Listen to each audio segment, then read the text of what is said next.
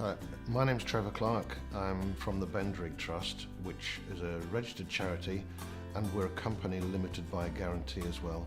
And the whole enterprise was set up in 1978.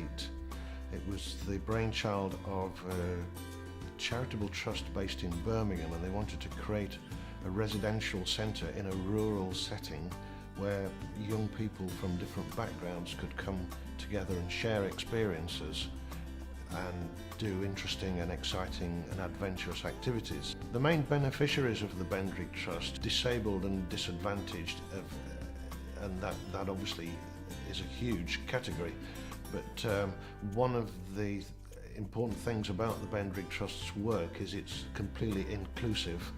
So we see people with physical disabilities, sensory disabilities, learning disabilities, and young people from disadvantaged backgrounds. The Bendrigg Trust is quite expensive to run. At the moment we're employing about 25 members of staff, but we make a charge to all the groups that come and stay with us, which covers probably about 75% of the running costs of the centre. So then on top of that we have to fundraise to create a balanced budget.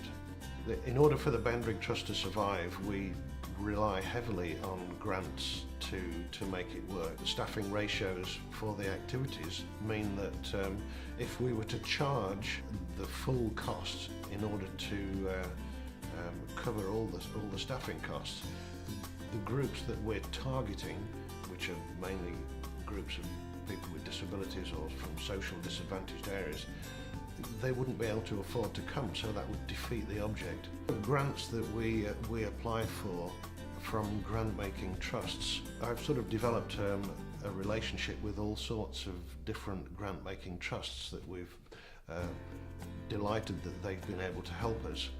And if you're successful with one grant-making trust because they like the work you do, it's likely that they'll be able to help you with funding in a couple of years' time when you've got another project. Fundraising for the Bendrigg Trust presents a huge set of challenges.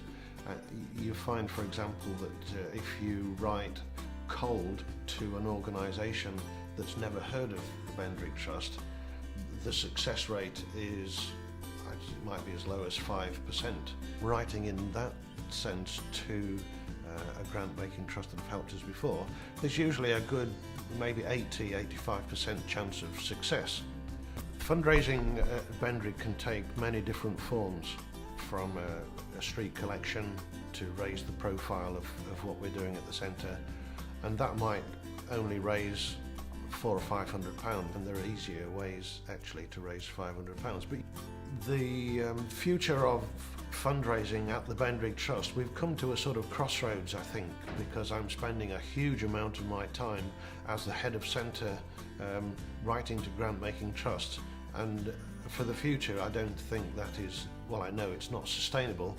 What advice would I give to someone starting a social enterprise is an interesting question. I would try and find out there is a need for what you are trying to do, and if you try and find similar organisations that have gone through the same trials and tribulations that you will go through, so you're not trying to reinvent the wheel. We've had a lot of help at Bendrigg in the past from higher education and further education organisations in terms of trainee programmes, getting students involved in projects at the Bendrigg Trust.